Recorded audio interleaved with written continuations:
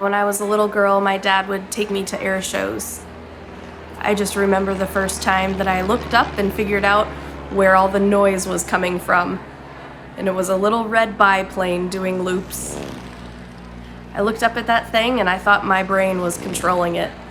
Every time it would do a loop, I would clench my fists and I would say, "Do another one!" And it would do another one. It's just repetitive joy. The things that just seem so big or so ugly on the ground, you get above it and you see the bigger picture. It's not so bad anymore.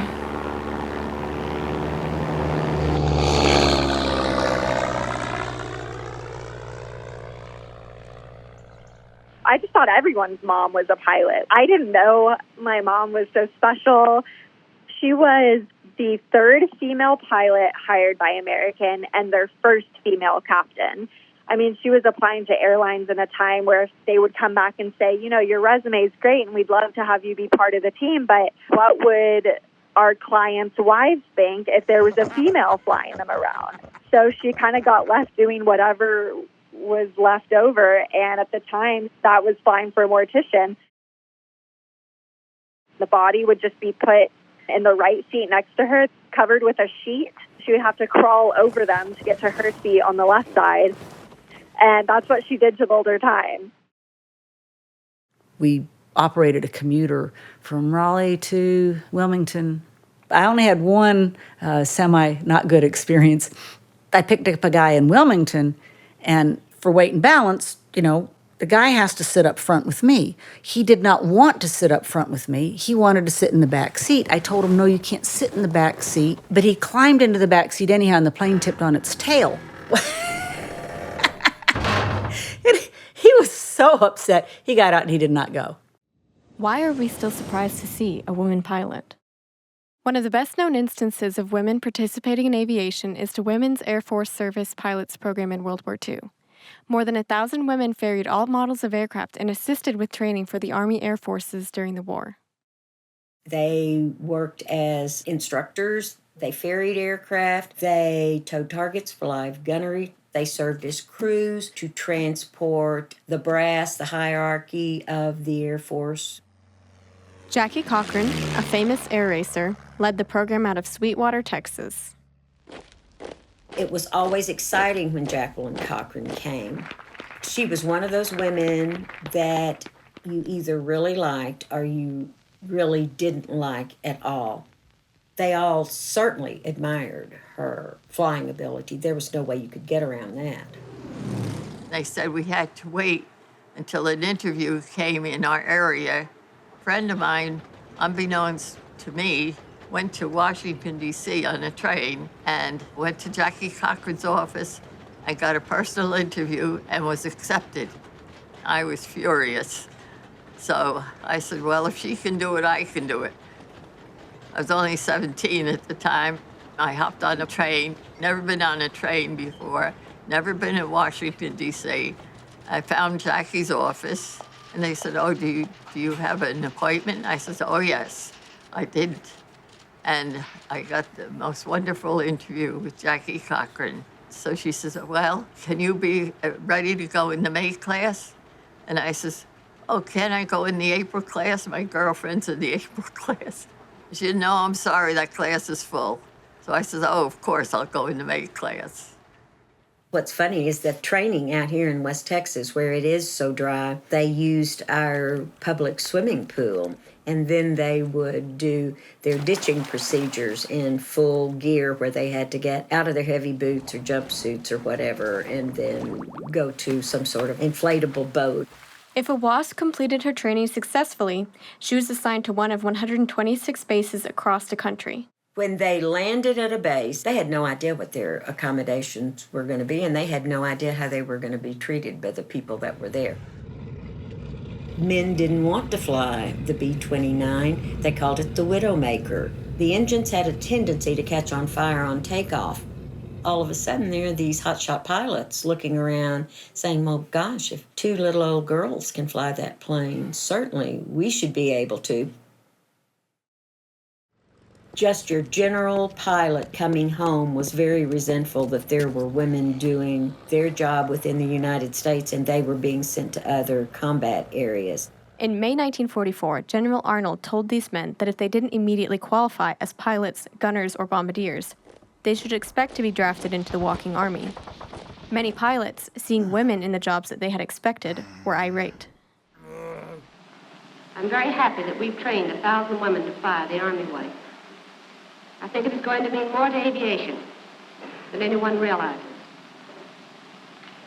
I'm very happy that General Arnold and General Yount, who made this possible, are here for the final phase of this wonderful program, this program that will go down in history, not only in history, but I'm sure is going to do something that is so vital and has been so vitally needed in aviation for so many years, and that is women's interest.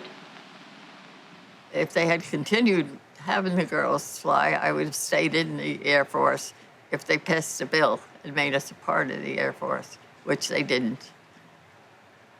Well, every time you're flying, it's a special moment.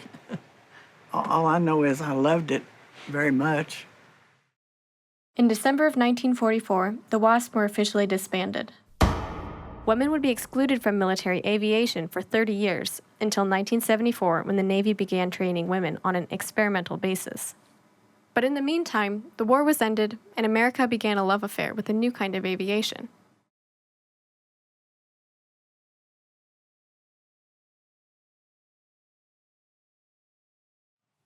It was a wonderful time to fly. Back in the early 60s, I was a hostess for Braniff Airlines. You were on that plane to enjoy being in the air, to enjoy looking down and seeing the little silver ribbons of rivers. And you could smoke, so sometimes it got a little smoky. Because of the war, there were more pilots than ever in the United States. So the airlines had no reason to hire women, even if there were plenty of qualified female pilots. Commercial airlines said yes, they would be happy for these women pilots to fly for them, especially TWA. But, you know, they're going to be serving coffee in the back. They're not going to be in the cockpit.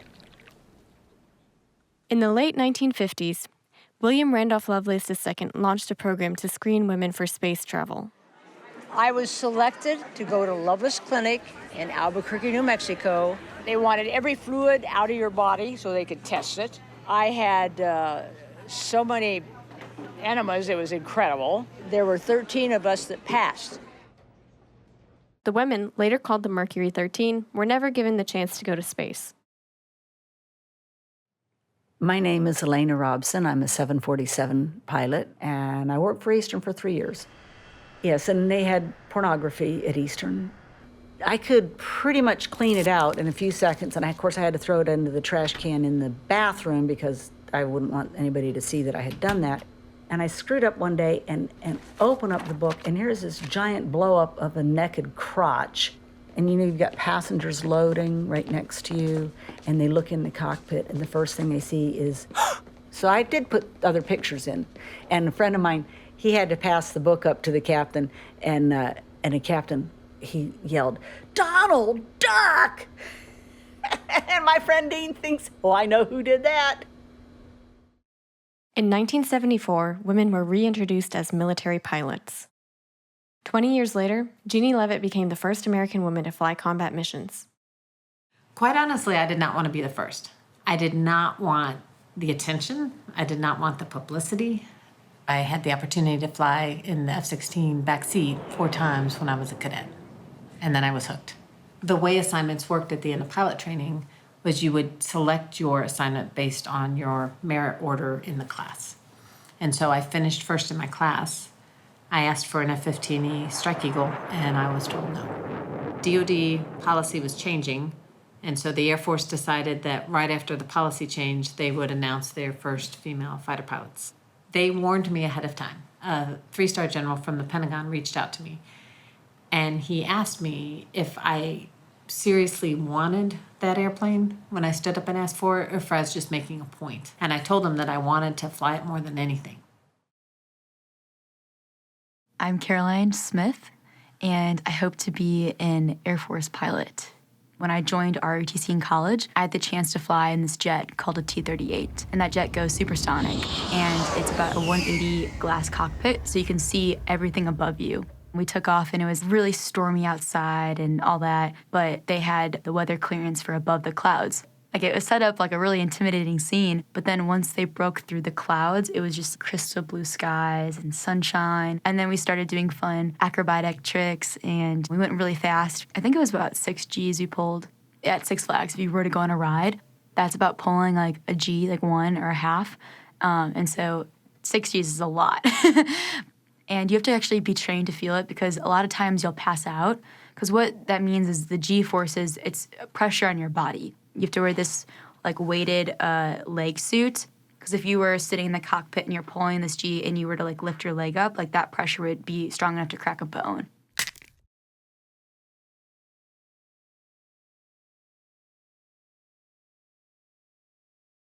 This year, an organization called Female Aviators Sticking Together had its inaugural summit of female pilots in Chicago. Every takeoff and landing is just as exciting as the first one. I love seeing my students love their flying.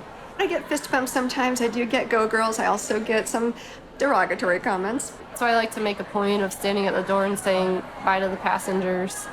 It varies from just, surprised looks, the raised eyebrows. I was flying with a female captain one time and a passenger stopped in his tracks and he said, 2 women, is that safe? They are curious as to why there's 2 females in the cockpit. Sometimes they'll ask why there's 2 flight attendants in the cockpit. Even in uniform, I walk up to my gate and my gate agents don't recognize the fact I'm a captain. They immediately think I'm a flight attendant because they're only focusing on the face. People are going to shut you down. People are going to be very, very strategic on how they try to hold you back. A Black woman pilot, that's just not realistic. Most people, especially from the movies, they want to see the tall, gray-haired gentleman being in charge, and for some reason they equate that to experience and expertise.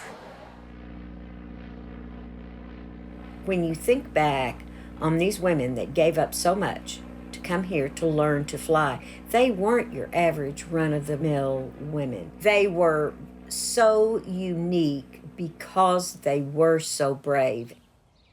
When I was just starting here, our 7-year-old granddaughter came from Houston. Molly and I walked through and I told her the story. And this was a 7-year-old who had a family that encouraged her to do whatever she wanted to do, who really didn't have anyone telling her, no, you can't. No, you can't be a mathematician. No, you can't be a brain surgeon. No, you can't be a pilot. And as we were walking out to the car, she looked up at me and she said, I can do anything I want to do, can't I?